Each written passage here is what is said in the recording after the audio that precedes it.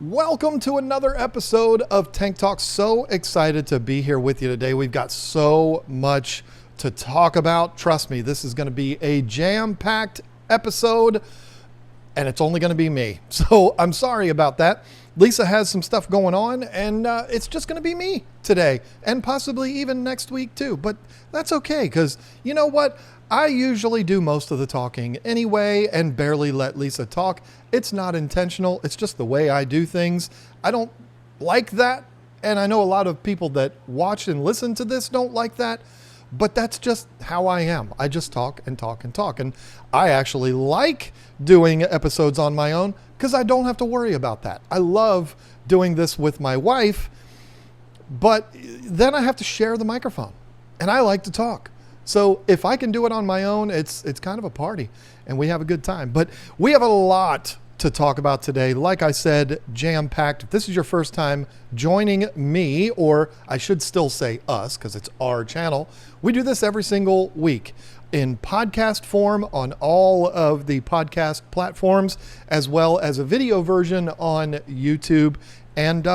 And yeah, join us every single week to talk all about aquariums and how they are impacting people's lives. Today, we're going to talk about finding that fish store, particularly for new fish keepers. This is something that came to us from the members Discord. If you are a channel member on YouTube, you have access to that Discord and you can put your topic suggestions up on what you think we should be talking about on these podcasts. But before we get into that, I got a couple of things to talk about. Both of them are kind of dramatic. And I'm going to do my best to not fuel that drama, because I personally like to stay as far away from drama as I can. I just have no time for it in my life, and I don't need it occupying space in my brain that's already not very large. I don't have a lot of room in this small brain of mine to allow drama in there, because I need to keep as much space as possible for positive things in my life. But there was a comment that Lisa shared with me that was going to be a comment of the week, which I decided, you know what, this is an important thing because there's some things being said about us. Maybe we should do this first. Usually towards the end of the episode, Lisa and I do comment of the week, where we pick something that could be funny, something silly or confusing or mean or whatever, and we talk about it. But this particular comment made me say, you know what, need to address this right up front, right in the beginning of the episode, and get it all out there. So, as you may know, if not, now you do, and you should come and join us at these things. Lisa and I travel to aquarium shows all over the country. I'm not going to name all of the different places that we've been. We have a really good time going to these events and meeting the people and stuff like that. Sometimes I do talks, and it's a lot of fun. It's a really cool thing for us to do. And we have shows reach out to us every week. I'm not exaggerating. It is every single week. Shows in other countries, shows all over our country, and we can't do them all. We'd be traveling every single weekend. But there was one that reached out to us late last year that is called the Keystone Clash, and that is an event that's happening this weekend. As you are watching this, it's happening this weekend. They reached out to us and asked us if we wanted to come to the event to be a speaker. They wanted me to do a talk and all of that kind of stuff. And we were going to go, but it didn't all work out. And that's pretty much all I've said to the public is, hey, it didn't work out. And I wanted to keep it that way, but there's some things being said to where now I feel like I need to kind of go on the defensive and stand up for myself, even though the person who said this, I'm sure, is a nobody and their comment means nothing. It still affected me because there's these things being said. And I don't like things being said about me that are not true. I'm not going to name names of anything to do with this scenario, Not even the person that put up the comment, but the comment was on a post about the Keystone Clash. I heard KGTropicals made a bunch of demands which the Clash couldn't give them, so they bailed out, comma, divas. Yeah, we're divas. That's why we're not going. We threw out all these demands of the Keystone Clash, and they couldn't accommodate us because we're such divas. We bailed out on the show. No, that's not what happened at all. In fact, the story is really quite simple. They reached out to us late last year, again, asking if I would do a talk. They wanted Lisa and I to come up there, and, you know, the reason why is because we have an established following online. And if we say that we're going somewhere, as crazy as it sounds, people will show up there to meet us and give us a pat on the back and tell us that they love our work, which, hey, who doesn't love that, right? That's a beautiful thing. But it happens. It's weird for me to say that, but it's true. When we say we're going somewhere, people go there. I don't know. And so it's only natural for these shows to reach out and want us to come to their event. And I told the Keystone Clash, my contact there, I said, hey, listen, I'd love to come. However, I am obligated to 3 shows. I thought it was going to be 3 in 2023 with Aquashella. I want to make sure there's no conflict with the dates of Aquashella. As long as there's no conflict, I'm sure we'll come up there and it'll be a lot of fun. And so we kind of left it there. Well, then, I don't know how much time went by. Who cares? It doesn't matter. The dates for Aquashella were announced and there was no conflict. So I reached out to the guy, or maybe he checked with me. I don't know. One way or another, we got in contact with each other and I said, hey, there's no conflict. We're good to go. And he said, great. We will pay your travel expenses for you to fly up here. We'll put you guys up in a hotel. We'll feed you and we'll pay you a speaker's fee for coming up here. It's in Pennsylvania. We are in North Carolina. And I said, you know what? Don't worry about it. We're not going to fly to Pennsylvania. I mean, for one, I hate flying. It's funny that roles have reversed. It used to be Lisa was terrified of flying. She had never done it. She didn't want to do it. I finally got her on a plane so that we could see the country. And now it's me that doesn't want to fly. I'm not going to get into all of the reasons why I don't want to fly, but with this particular situation, it didn't matter because it was only a 9-hour drive from here to the show in Pennsylvania. Now, 9 hours is a long time. However, when you consider we're an hour and a half away from our airport, the closest airport to us, we're going to drive an hour and a half. We're going to sit at the airport for 2 hours waiting for all of the nonsense. We're going to get on the plane. It's an hour and a half long flight. Then we're going to get to the airport. We're going to be there for an hour waiting for people to get their stuff out of the overhead storage, waiting for our bags in baggage claim, waiting for a rental car. And then we have to drive an hour to an hour and a half to get to the place where the show is. Like, we could just drive and it take the same amount of time. And we can stop every 45 minutes for Lisa to pee, or if we want to get a drink or whatever it is. So, you know what? You don't have to worry about paying our travel expenses. We're just going to drive up there. And you know what else? I don't need your speaker's fee. You can take that speaker's fee and just keep it or donate it back to the clubs that are sponsoring this event or putting on this event. I don't need your speaker's fee. And so I kind of felt like I was, kind of throwing them a bone a little bit. It's like, hey, I just saved you $600-700 on airplane tickets. I saved you however much you were going to pay us for a speaker's fee. I mean, it's not like they were going to pay me thousands of dollars. It probably would have been a couple $100, but still, you don't have to give me that. Just donate it to the club. If you want to put the donation in my name, that's fine. Whatever. I don't need it. Coming up there to have a good time, to meet the people, and basically get a free vacation, even though we would be paying for gas to get up there and all. But whatever. It was going to be a good time. That's all that really mattered. Well, they were very appreciative. Like, oh, wow, thanks. Cool. Great. We'll see you in September. Well, then a few weeks goes by and we get an email saying, hey, can you go on the site and register so that we can get your ticket and your badge and all of that kind of stuff set up? Sure, no problem. And then also, can you have your wife register and also have her put in this coupon code when she registers so that she can get a 25% discount off of her ticket? Isn't that nice? Oh, wait a minute. Hold on a second. You reached out to John and Lisa from KGTropicals. John and Lisa. It's not John. It's not Lisa. KGTropicals is a 50-50 operation. It always has been. It always will be. You don't get one without the other. Sometimes it doesn't work out and only one can go, but we are a package deal. Everyone knows that.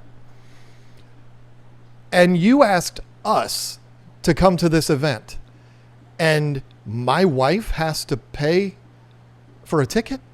My wife, my 50% business partner that's going to be promoting this event for you on Instagram and on Facebook and making people aware that we, not me, we are going to be there, which will sell more tickets for you. And she has to buy a ticket to go in at full price? Wait a minute, John, you just said it was a 25% discount. Yeah, that was a promo code that was on the homepage of their website as an early bird special that everyone was able to take advantage of. So she was going to be paying the same price that everyone else would. Folks, this rubbed me the wrong way. You asked us to come up here. You offered to pay me. You offered to pay my expenses. I told you you don't have to do any of that. And yet my wife has to pay full price for a ticket? No, I'm sorry. I don't operate that way. You can insult me all you want. Not that Keystone Clash did, insulted me by insulting my wife, but you insult my wife because the email that was sent in response to us was, we cover the expenses of speakers, not spouses. Oh, so she's just a spouse now. The 50% owner, the 50% contributor, and the 50% representation of our company is now just a spouse? No, that's an insult to me, and that's a deal breaker to me. It's an insult to my wife, which is therefore an insult to me, and that is a deal breaker. And I cut off all communication with them.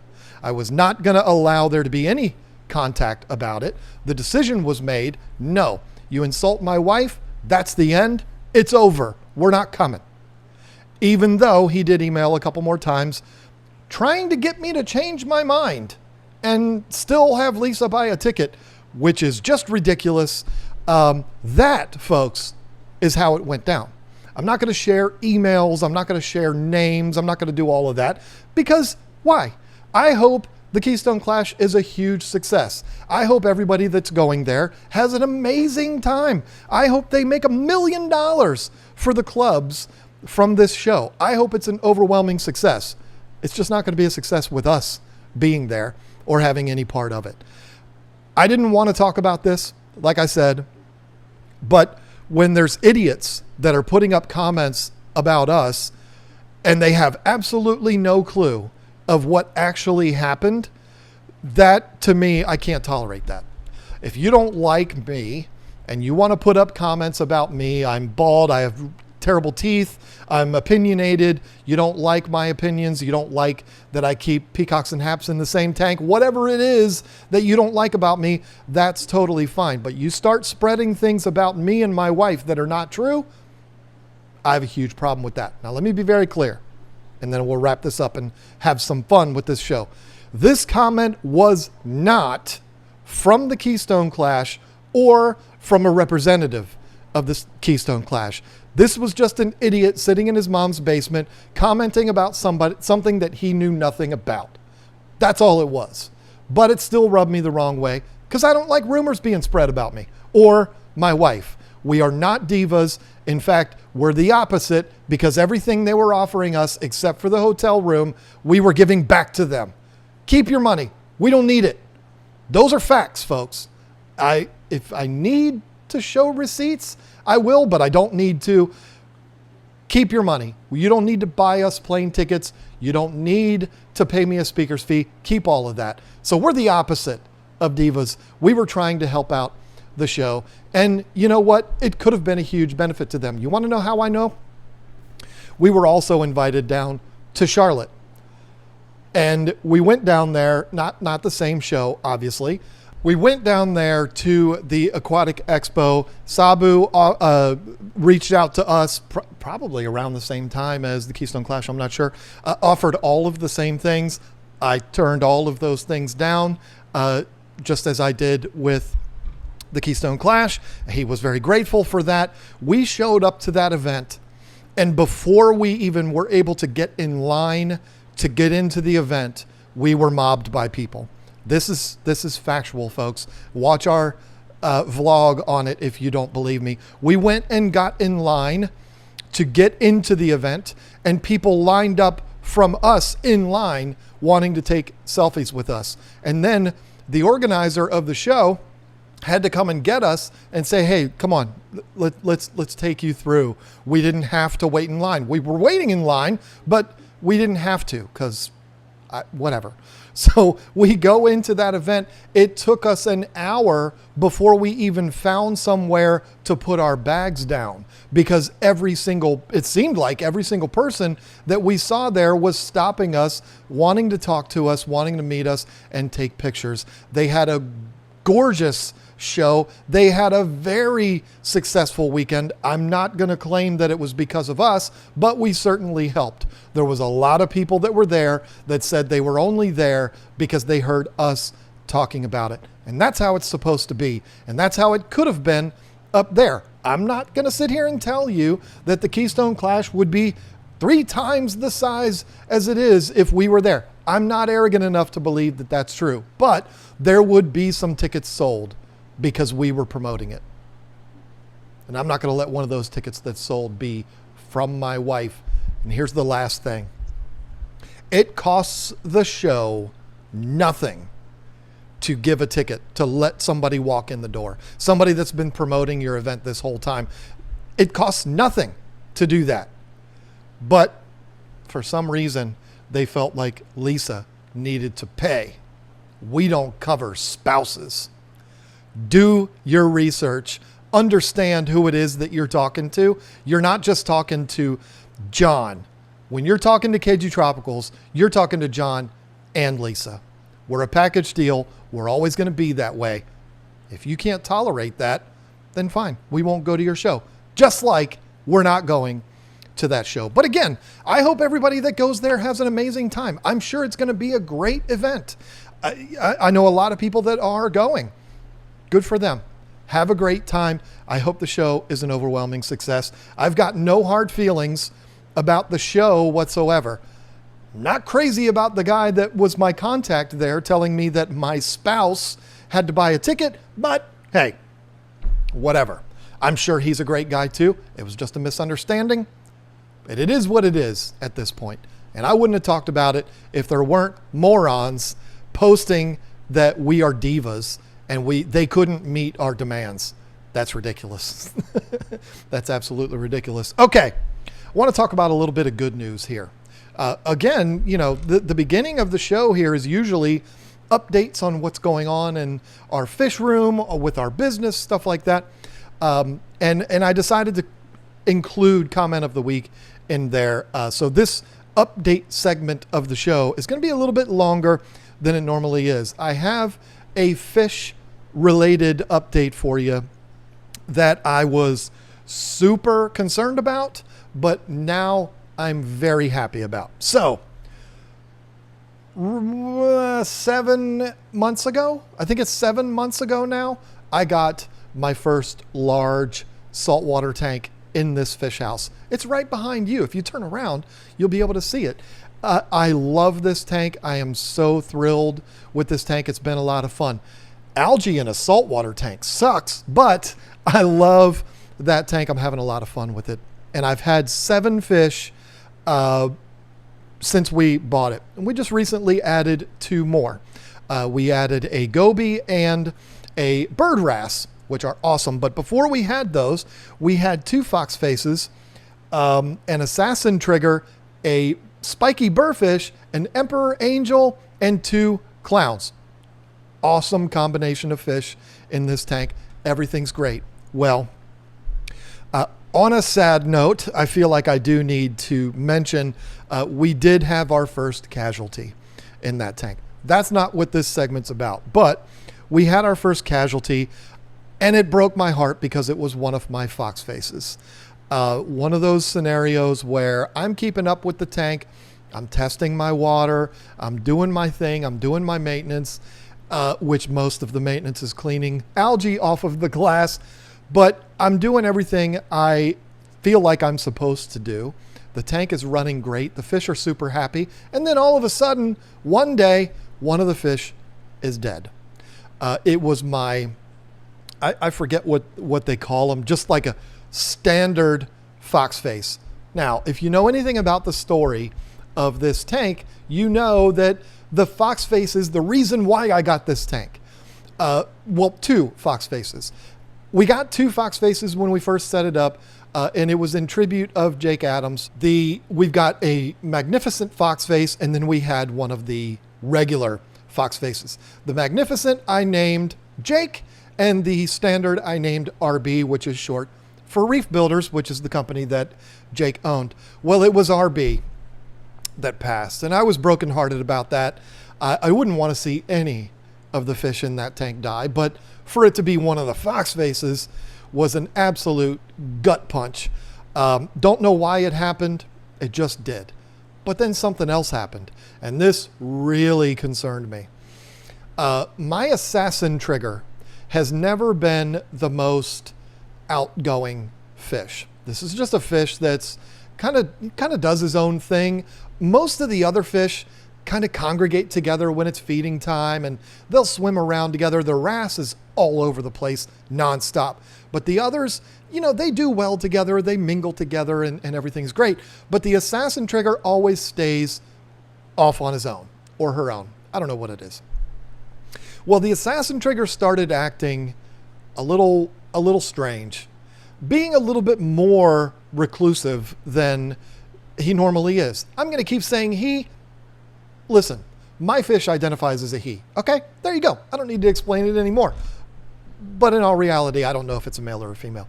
He wasn't acting the way he normally does. He was being a little bit more shy than normal. And sometimes I'd walk in and I'd be like, "Where's Wick?" I named him Wick because he's an assassin. "Where's Wick?" Can't find him. Don't know where he is.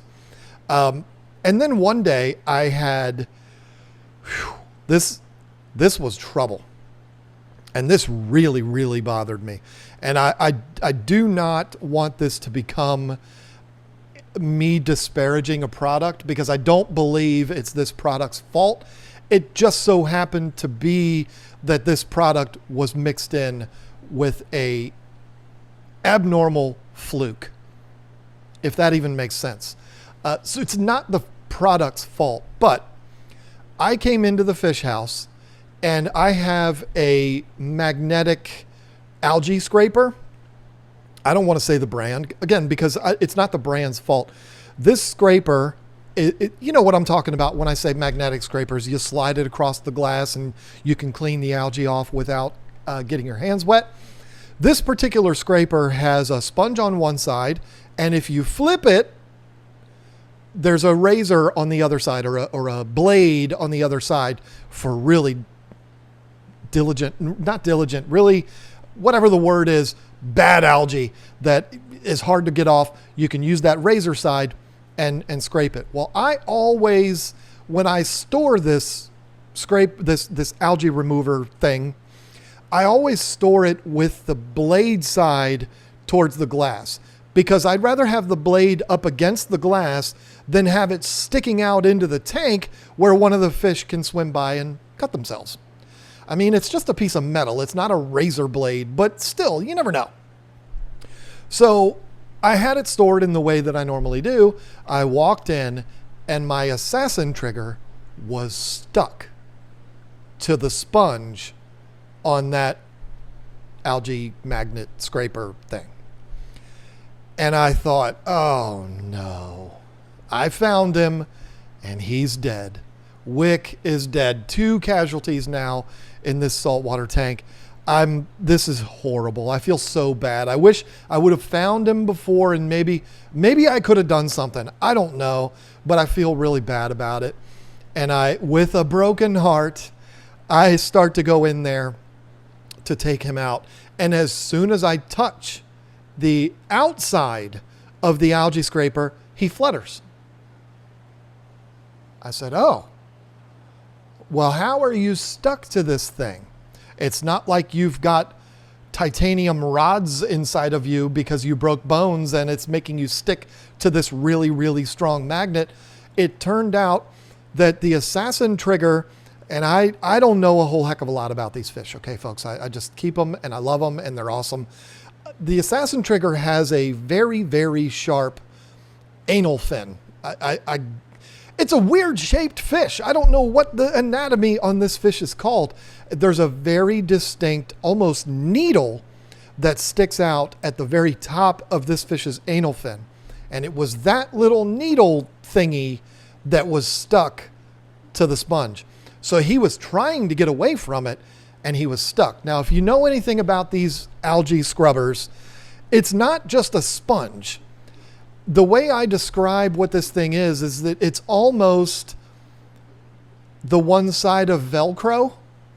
You know how with Velcro, you've got one side that's real, real rough, and then the other side feels like a piece of fuzz. Well, that's what that material is that's on here. It's not just a sponge.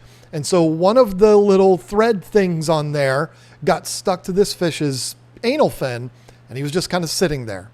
And I said, oh no, what am I supposed to do now? I don't really know. You know, I know the fox faces, they're venomous. If you touch their fins, you're not going to like that very much.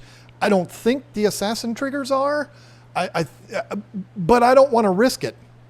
So I had to take tools. I didn't pull out a monkey wrench here, folks, but I had to take tools, and I ended up having to use a knife, kept him in the water the whole time. And I just used a knife. It was this knife actually. And I just kind of went boop and kind of popped him off of there. And when I popped him off, he kind of went down. He was really not happy, and he kind of settled underneath some of the rock. And I'm like, man, this is bad. And for a couple of days, I wasn't able to find this fish. But I'm looking at him now, and he is completely back to normal. There's no damage to his fin whatsoever where he was stuck to this thing. And he's behaving the way he was behaving before he became a recluse and started hanging out with that guy that put that comment about us as divas, hanging out in his basement. Now he's acting completely like the Wick that I got when I first got this fish. So what a humongous relief this is. I'm so glad. I did not know what I was doing. I've never seen a fish get stuck to one of these algae scrapers like that. And this isn't even really something that I'm warning you about, because the product that I'm talking about is a great product. I think I've got like 20 of them, and I'm not getting rid of them. It's a great product. If they weren't so pricey, I would have them on my website. Cannot sing the praises of this product more. It's not the fault of the product. So if you have one of those things, I don't want you to go getting rid of it because you're afraid your fish are going to get stuck to it. I've never seen this happen. I've never seen anything like this happen. Of course, that means it's going to happen to me, but it has a happy ending, and I'm so thrilled about that. You know, this fish, he's put me through some heartache. You don't have a fish named John Wick, which his name's really only Wick, but that's a cool name. That's a badass fish. You can't let that fish go. The fact that I'm sitting here looking at him right now, and he's looking at me, you can't see him, and he's happy, and he's looking at me like, hey, good looking out, bro, makes me very, very happy. All right, now that we've got all of the drama out of the way, Let's talk about the main topic. This again came to us from the members only Discord.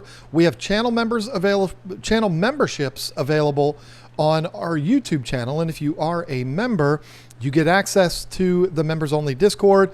And there is a page on there that is for topics for this live stream.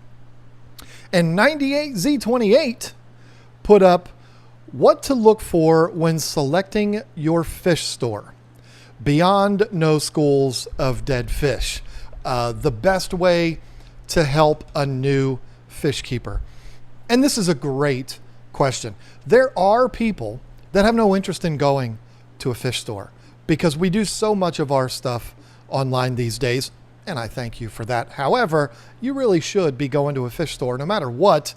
Even if you're the most reclusive of all recluses like I am, you still need to go to the fish store because you need to see what's out there. You need to talk to other people in person that like what you like. So this is a very good question. And even though I just said we need to go to the fish store, we need to make sure we all do that. It's 2023. And for the last probably, I don't know, how long has it been? 8 or 9 years, people have started their research online. Why? Because it's easy. You have it in your hand. You can get all the information that you need right there in the thing that you're either holding in your hand or it's in your pocket. It's easy to start online and start looking around. What fish stores do I have in this area? What do they look like? I'm going to read reviews. I'm going to go on Google Maps and I'm going to see all of the reviews and I'm going to see all that kind of stuff. And I'm going to find the place that I should go. And here's the thing, you might, when you do that research, which, can we call it research anymore? I kind of hate that. It's like, Lisa will walk in the room and she's like, what are you doing? Oh, I'm researching buildings. No, I'm not. I'm watching YouTube videos about buildings. I'm not researching it. Can we really call it research anymore? Anyway, when you're doing your looking around the old internet.com and you find reviews and you find all these things, and you also might find videos that are on YouTube. For a while there, maybe not so much anymore, but for a while there, fish store tours were it on YouTube. Everybody was doing them, going to different fish stores and doing tours of the stores. It's one of those things that kind of ran its course, and now it's kind of boring to do those unless you have an absolutely amazing store that no one's ever seen anything like it. Then maybe you can pull something like that off. But it's not very trendy right now online. But there's still a very good chance that some YouTuber somewhere has done a tour of the store that you're looking into possibly going to, and you see it. There's a lot of information that's out there, whether it be through those videos, through reviews, through Yelp, through whatever. You can get a lot of information on a store before you ever set foot in that place. And one of the things, one of the notes that I took down here was you might develop an image in your head of what you think a fish store is going to be like. Maybe you see my video talking about my multiple videos talking about Aquariums Unlimited in Virginia Beach, my favorite fish store. And what I'm about to say does not apply to that store. But what I'm saying is, let's say you live in Paducah, Kansas. You're not going to go to Aquariums Unlimited, but you watch all of these videos. You see fish stores all over the country. And you get this mental image in your head that when you walk into these fish stores, it's going to be like, like you're walking in the room and everybody's there and they're all wearing white robes and they're so excited to see you and they just can't wait to pamper you and your hobby and just treat you like the god that you are. You really might start feeling like that's the way it's going to be. And if that's the case, oh boy, are you going to be disappointed, no matter what fish store you go into. There are some bad ones out there. There's a whole lot of really, really good ones out there. But really, I've never really come across one that is like that. Like, you walk in and it's like you're walking on a cloud through heaven. I mean, it really isn't like that. And so understand that when you see a tour, first of all, if there is no tour online of the store that you want to go to, might be a reason for that. We'll talk about that in a minute. We'll talk about an example of that in a minute. But there's probably a good reason why there's not a tour. It's because the place is junk. The place looks terrible. The staff is mean. The tanks are dirty. It smells like diarrhea. You know, whatever it is. I mean, I've had my camera before, and I've walked into fish stores, and I'm like, all right, new fish store, I'm going to do a tour. And I walk in and I'm like, nope, I have no desire to film this store because it's just not worthy of being on camera. Not like everything has to be perfect to be on my channel, you know, the Divas channel. It's not like that at all. It's just, you know, I don't think this is going to show very well on camera. So if you can't find any information about your fish store that you're thinking about going to, it's either because it's brand new, just opened 3 days ago, or people have gone there and just not determined that it's not the kind of place that they would like to put on, not on film, but, you know, record digitally and upload it to the internet. You know, that's kind of a red flag if you don't see any walkthroughs. Now, there's the opposite of that too, though. I saw, and I actually know the guy. I know the guy that did this video. I saw a video one time of a fellow YouTuber that is no longer with us. He didn't pass away. He's just not a YouTuber anymore. And he took a dump on this store. It was a store I'd never been to before. He went in there and he was like, this is a disgrace. This is terrible. It's horrible. It's dirty. It stinks. The people are mean. This place is disgusting. I would suggest no one ever go here. Well, that's not going to stop me. I went to it anyway, and I had the exact opposite experience when I went in there. Yeah, it wasn't like walking into a science lab. It was dirty. There were hoses on the floor. There was water on the floor. The presentation wasn't the best, but it was nothing like the experience that that other YouTuber had. And so, you know, there are people out there, I'm not going to name any names or anything like that, but it was as popular as it was to do fish store tours back in the day. And when I say back in the day, it was like, what was it? 2017, 2018, when it was like at its peak. Fish store tours were the best. Like everybody was doing them, except me, because I wasn't actually doing YouTube at the time. It was a trend to not only do fish store tours, but it was also a trend for certain channels to shit on fish stores, to go in there and find the things that were wrong and make sure to highlight those in the videos. And you know what? It worked because they got lots and lots and lots of views. But that's not really my style. If I go into a place and I'm intending to film it and it's a S show, I'm just not going to waste my time. And I'm not going to disparage this company. I've been a fish store owner. My fish store didn't always look perfect. In fact, it never looked perfect. But, you know, I've been there. I understand how much it is to keep up with all this stuff. And, you know, sometimes you walk in and it's a bad day. And I think that's what it was when this other YouTuber went into this store that I went into. I think he went into that store on the wrong day. And the owner was the only one that was there. I happen to know, from talking to the owner after all this happened, I happen to know he was going through some pretty significant health problems at the time. He was taking care of this whole business, and it was a lot. And it was a bad day to be in that store. And I personally don't think that a fish store owner should be punished for having a bad day. I don't think you should put that on video. In fact, the owner said, the owner told me that he told that YouTuber, hey, could you just come back another day? And the YouTuber said they would, but never did. And then put that video out, just completely trashing him. So when I walked in, he had no clue who I was, which is good. I like it that way. And I said to him, I said, hey, I'm one of those wacky YouTube fellas. Would you ever mind me getting any footage of here? And he was like, no, I do not want you to get footage of this place. And I was like, why? And that's when he told me the whole story about the other YouTuber, which I already knew because I had already seen it. And I was like, well, that's unfortunate. I didn't tell him I know that YouTuber.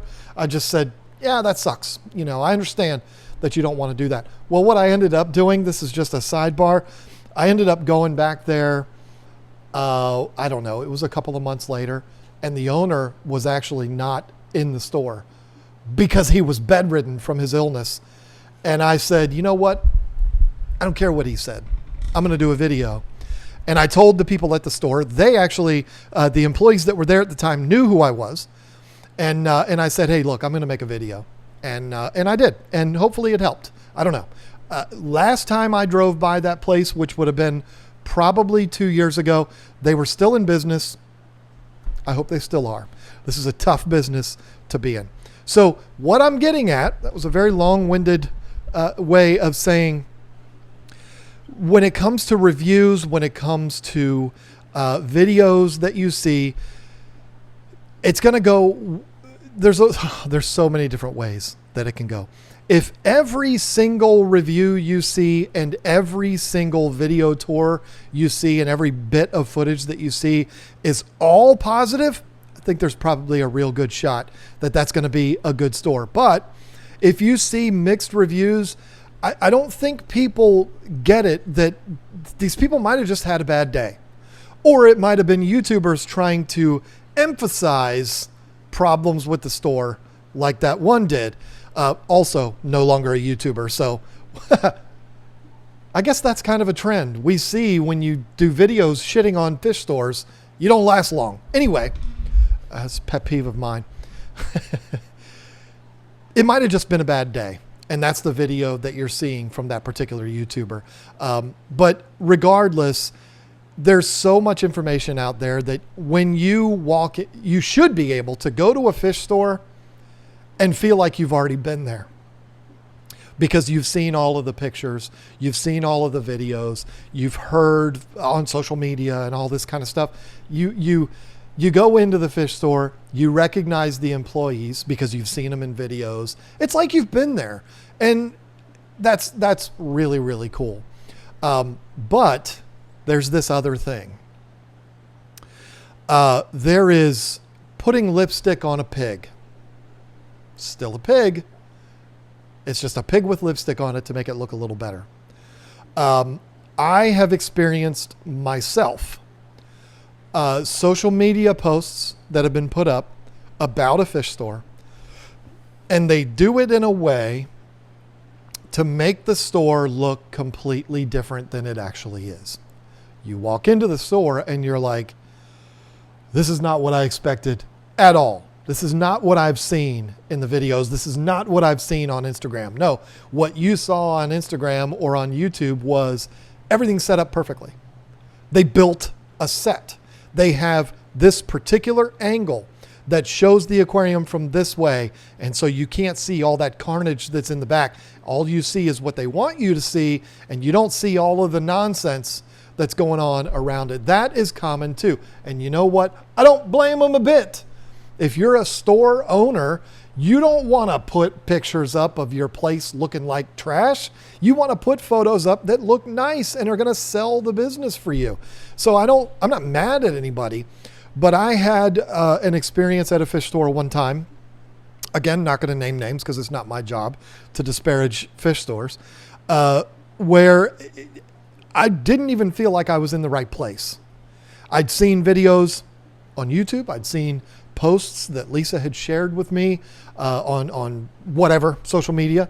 And I was like, this place looks legit. This place looks really good. We're on our way somewhere. This place is on the way. Let's stop and let's take a look at it. And when I walked in the door, I was like, what is this place?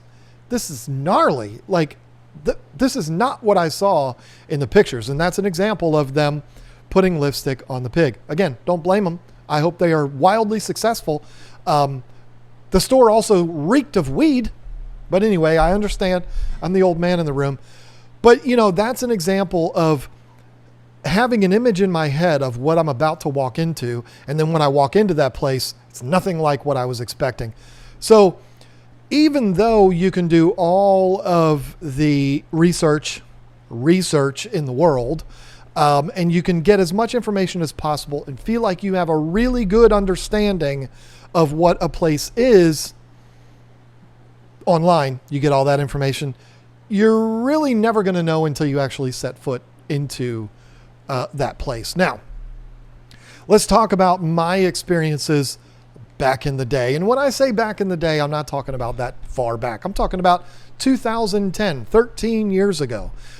There was internet. There was plenty of internet, as a matter of fact. There was social media. It wasn't what it is now. It wasn't a lifestyle like it is now in the way that everybody gets all of their information. But social media was a thing, but it wasn't anything like it is now.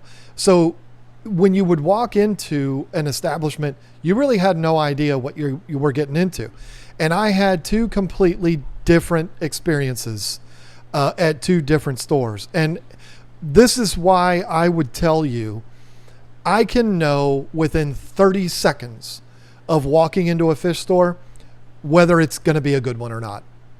And I can't tell you whether it's going to be around for a long time or not, because we'll get to that later. But, I can walk in the room and I can be like, yep, this is an example of what it should be. Or I can walk in the room and say, no, just no.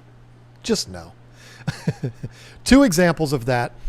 One I do not remember the name of, and the other I do remember the name of, but I'm not going to tell you what it was. These are both stores I'll never go into ever again because I don't live in that state anymore. But in my travels as a furniture repair person, I would drive all over the state of Virginia and Maryland and go all over the place. Well, if there was ever a fish store, of course I would go in to that fish store. There was one that was in Alexandria, Virginia. This fish store was a fish store like no other I've ever seen to this day. I've never seen a store more open. I've never seen a store more clean. And I've never seen aquariums presented in the way that this store did this. It was absolutely incredible. There wasn't a lot of product in the store, and it might give you an idea of why what happened, but wasn't a whole lot to see. But what there was to see was absolutely gorgeous. I've seen videos of the ADA studio down in Houston, Jeff Senske's place, that is just like it's a gallery. You walk in there and it's like you're in an art gallery, a museum. They literally call it a gallery. The store kind of looked like that. But then you go into this back area and there was all the tanks. I think they had the Mars systems with all of the fish for sale and stuff like that. It was just glorious. And I walked in and the store owner could not have been more friendly. This was before I was on YouTube, so of course they had no clue who I was. It was just the most pleasant experience I've ever had walking into a fish store. Well, the other one was the exact opposite. This other one, again, not going to say where it was or what it is. I've talked about this store a lot, though. Was everything I just said about this place in Alexandria, it's the opposite of that. You walk in, it stinks. It's not the one that smells like weed, but it stinks in there. It smells like a room full of aquariums. You know what I'm saying? There's dead fish. The tanks are disgusting. They're horrible. The floors are dirty. The walls have cobwebs. It's just funky. They have some cool fish. They have some neat fish, but it's not inviting. It's not pleasant. I bought a lot of fish from that store, but they had good fish. It's just the way they presented those fish was terrible. And the staff was a nightmare. I walked around that store the first time I ever went in there for 20 minutes before anybody even addressed me. They even knew I was there, which is weird because, I'm not going to reach in a tank and steal a fish and walk out with a fish flopping in my hands. But, it's like, Hello, where is everybody? Nowhere to be found.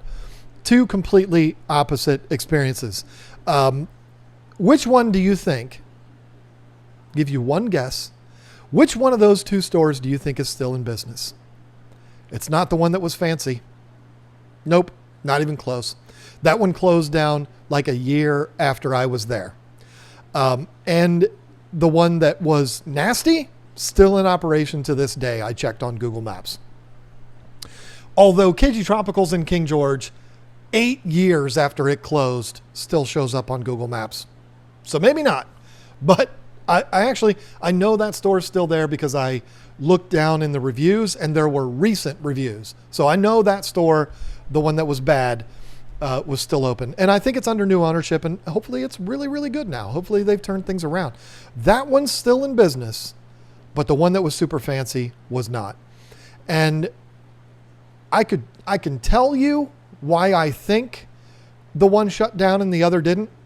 The one that's nasty, the reason why it's nasty is because it is run by a shoestring budget. It's in an area that is not a very nice area.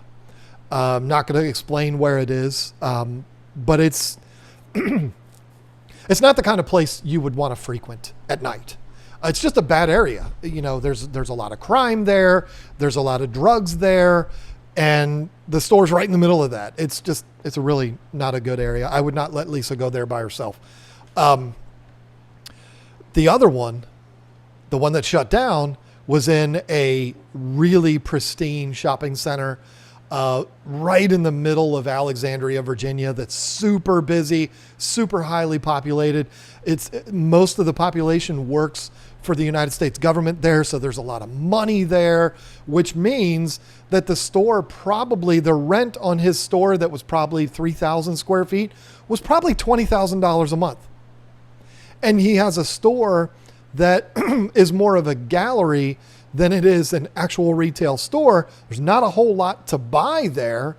And what there is to buy is nickel and dime stuff. This was just a business that was doomed to fail. It was too nice in too nice of an area. It cost too much to run and they couldn't keep it up. I'm just guessing that. I don't know anything about why that store got shut down. I don't know, but just looking at it, that's what I would guess happened. And it's unfortunate because it was such a good experience going into that place. Point that I'm trying to make is you can learn a lot in the first 30 seconds of actually walking into a fish store. And the value that you'll get from that is way better than what you can get online from reviews, from videos. Videos are great because you can look, and I've seen this. I've actually had this happen where I'm looking at something, somebody's doing a tour of a place and they're like, this looks terrible. And I'm seeing the same thing that person's seeing. And I'm like, what are you talking about? It doesn't look bad to me. So, you don't necessarily have to listen to what the creator is saying about the place. You can learn a lot about what the store is from videos, from reviews. Understand that most people that write reviews are writing because they're mad. So just take that for what it's worth. People that have really good experiences aren't as likely to go do reviews. It's usually people that are pissed off, that have a gripe. They're the ones that put up reviews. People that have an axe to grind. So you can learn a lot, but you're also kind of limited as to the information that you can get online. And none of that equals the first 30 seconds in the store. So my advice to that question, how to find the right fish store, start online, find out, you might, here's the reason why it's smart to try online. This happened to me. I don't even remember when this was. It was a long time ago. Again, still when I was in my furniture repair business. I was looking online for fish stores and I found one. It was called Richmond Aquarium in Richmond, Virginia. And I was like, cool, I'm going to check that out while I was there, while I was in Richmond. I did that. It was exclusively a saltwater store. Now that's not a bad thing. It was a glorious store. I love that store. I would love to go back to that store one day. It was beautiful, but it was only salt water. So there was nothing in there for me. If I had known that, I probably wouldn't have stopped there. Not that I don't want to see the saltwater stuff, but I went like 25 minutes out of my way during my work day. I still got work to do, so I'm kind of stressed out, but I wanted to swing through and see what it looks like, and it was a complete waste of my time. There's nothing for me there. Today it would have been very different because I have that tank with the assassin trigger in it named John Wick. But back then I didn't have any saltwater tanks, so yeah, it's cool, but it doesn't really interest me. So you can avoid making mistakes like that. It might be a store that is, there's aquariums in there, but it doesn't have anything in it that you like. So be aware of that. You can prevent that by getting the information online. I would look at pictures. I would look at videos if there are some. I would look at social media. I would read reviews, hopefully get unbiased information from regular people that have been there. And then, make a list of the stores that you want to try out, or do what I do and just go to your Google Maps and star those stores. These are now stores that I want to stop at and give them a chance. And then the best thing that you can do is just walk into that store. Just walk in, and I'm telling you, within 30 seconds, you're going to know, yes, this is a great place. I have been to so many fish stores in my time. I've been to great ones. I've been to terrible ones. I've been to ones that I felt like the government should have come in and shut down. And all of those I knew within the first 30 seconds. Oh, this place is going to get a lot of my money, or I wouldn't dare spend a dime in here. Now, we all have this dream of we have a store that's 5 minutes away from us, and it's beautiful, and it has everything that we ever want, and the staff is amazing, and I walk in there and they've got fresh coffee for me, and it's just the best. We all dream about having that, but those stores are few and far between, and I'm willing to bet that it's not within 5 minutes of your house. So you can keep dreaming about that, or you can look online, you can get some information, and then you can go actually set foot in those stores and see what the deal is. Now, if you are a beginner and you've never done this before, and you're going to a fish store because you want face-to-face information before you buy your first tank and all that kind of stuff, you feel better doing that instead of watching videos and all that kind of stuff. I get it. Well, this is another thing that you're going to know within the first 30 seconds. At least me, I know, based on how the staff reacts to you walking in and based on how willing they are to give information to you. The good ones will spend as much time with you as you need. The bad ones will be too busy for you. So just remember that. If you walk in there and, sometimes it's tough. Sometimes it's hard as that person, the person on the other side that gets, you're in the middle of a bunch of stuff. You got this order of fish that just came in. You got to do this. You got to do that. You got to do water changes. There's algae over there. You got all this stuff going on with your fish store. And somebody walks in and says, "Can you tell me everything I need to know about starting my first aquarium?" That's really tough.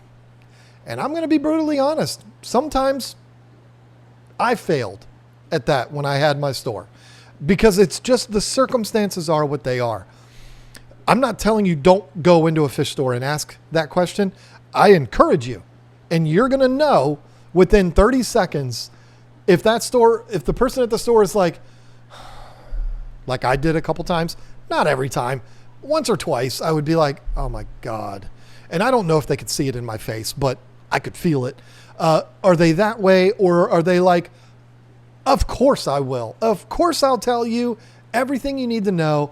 Let's get started. Welcome to the world of aquariums. If they treat you that way, you just found a fish store for life.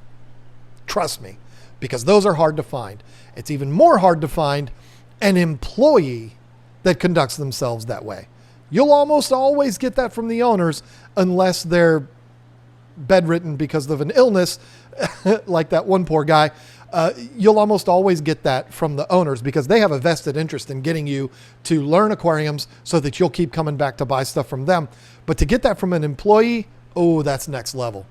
That is the sign of a really good store, a really good owner, and a really good employee. There you've found yourself a winner. So put them to the test. Walk in the door. Get that first impression. See how the employees treat you. And yes, it can be a Petco or a PetSmart. Don't be afraid to go to those places. You might not get all of the information you need, but it's worth a shot. I've run into a whole lot of people at big box stores that are amazing and just as educated about fish as I am. So don't be afraid to go to the big box stores. Yes, it's true. You might go to that one that the guy that knows fish is gone for that day.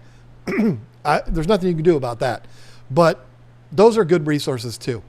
Usually. You never really know. But I don't know if that helps with that question or not. Fish stores are tricky. When you find a good one, it's like finding the jewel of the Nile. It's like finding that diamond in the rough. It is hard to find that amazing fish store that does everything right. And when you do, consider yourself lucky. Consider yourself to almost be as fortunate as a lottery winner because it's hard. It's hard on both sides. And I hope this helps you out to have some things to look for when you're looking for the fish store, especially if you're new. All right, let's move on to my favorite segments of the day. Lisa's World! Wait a minute, John. Lisa's World? Lisa's not here. No, she's not, but I am going to do Lisa's World for Lisa. Listen, folks, I got to tell you something. I love my wife, but I'm very proud of her because she has done something that some of you know about. Not all of you do, but I want more of you to know what she's doing. Lisa has become quite the rescuer of cats. We all know Lisa is a crazy cat lady. Believe me, I know. She definitely is. But this property that we live on came with 2 cats. And Lisa and I frequently walk around our neighborhood, and we see cats everywhere, particularly right down the street from us. And a couple of those cats kind of migrated their way over to our property. They would come at night when the other 2 cats are locked up in the barn, and Lisa would feed them. And then when that happened, more would show up. And then next thing you know, they're telling their 2 friends, and they tell 2 friends, and they tell 2 friends. Next thing you know, I think there's like 8 stray cats that come around our property at night, and a possum that she named Frankie. Really, really cute.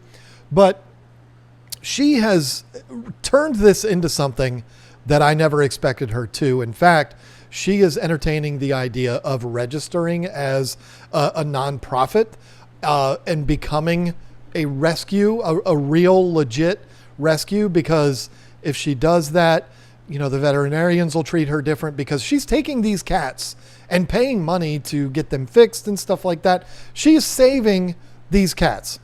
And there is a batch that came to us. There was a female that came to us a while back that was obviously pregnant. And then she came back and wasn't pregnant anymore.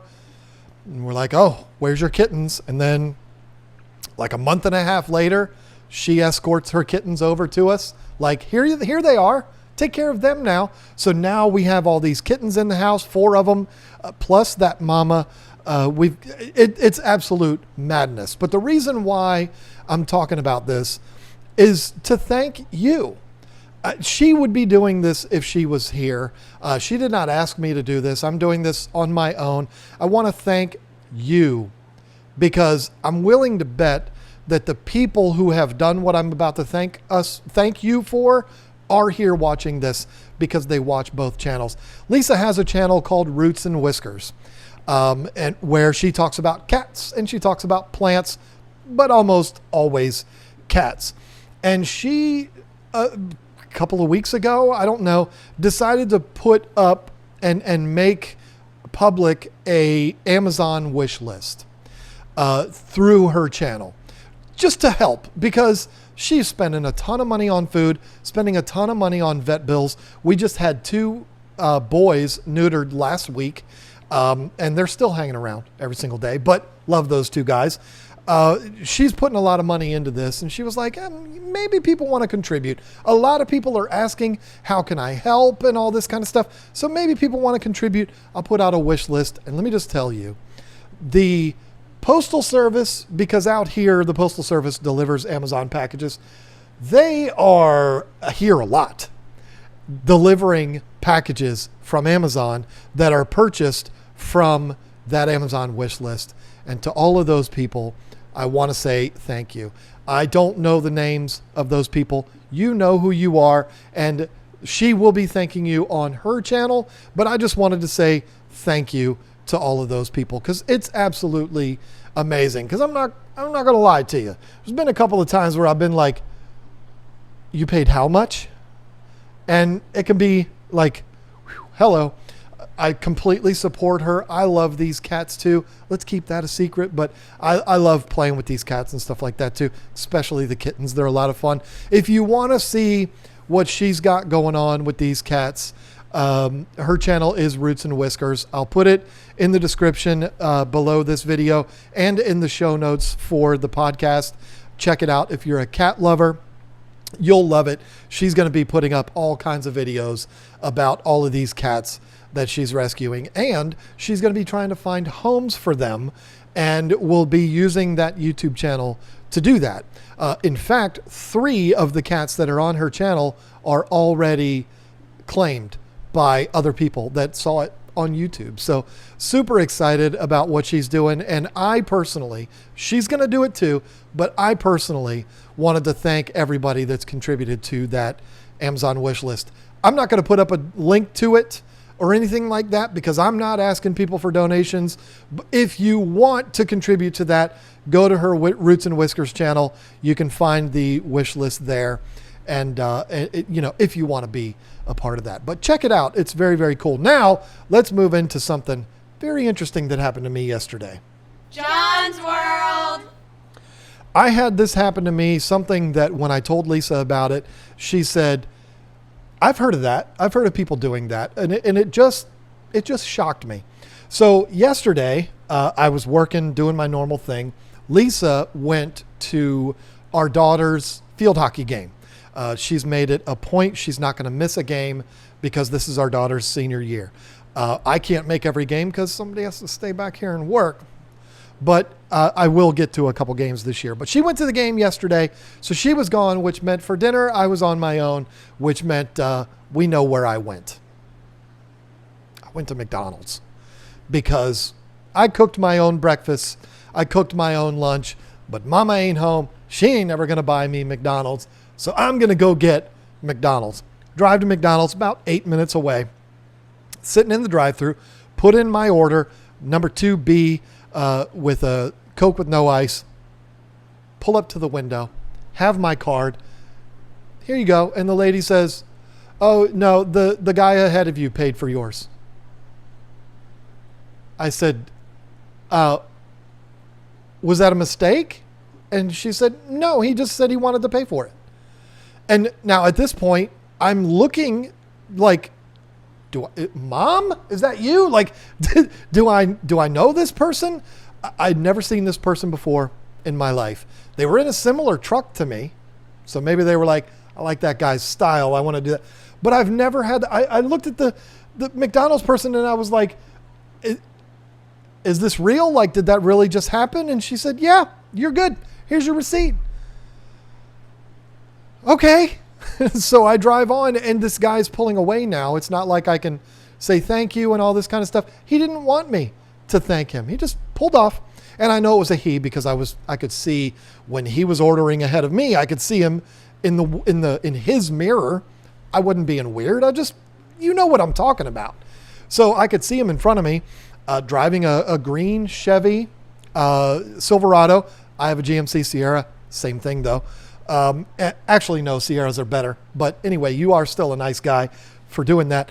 We're in similar trucks. I'm looking at his truck. He had a hunting dog cage in the back. And so it's the vehicle in front of me at the drive-thru. Of course, I'm looking at him. And it was just like, cool, just like another guy. But then I find out this guy, for no reason whatsoever than to just be a good guy, paid for my dinner. And it was just, I was absolutely blown away.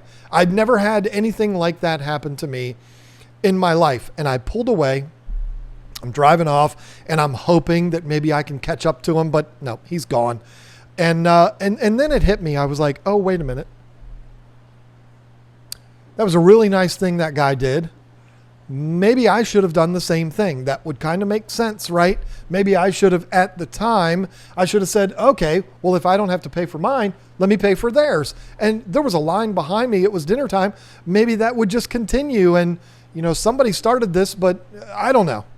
But I didn't think about that until I was like 3 miles away from the restaurant. But that was such a cool thing. And I've never experienced anything spontaneous. I've had a lot of nice people do a lot of nice things for me, but I've never had a complete stranger do something like that. I mean, that was so cool. You, the person who paid for my McDonald's last night, you don't know me.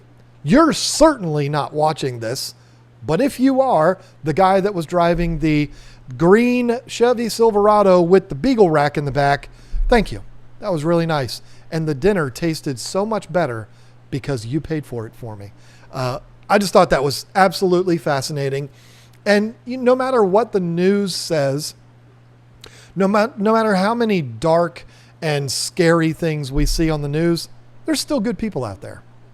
And yesterday was proof of that. So anyway, if you can't tell already by all of the pauses that I've had to take, my throat is a wreck because I've had to do all of the talking today. But this has been a lot of fun. Thank you so much for hanging out with me and bearing with me without having Lisa here. If you could do me the favor of sharing this podcast with your friends that like listening to people ramble on about aquariums and fish stores and cats and all of their free McDonald's.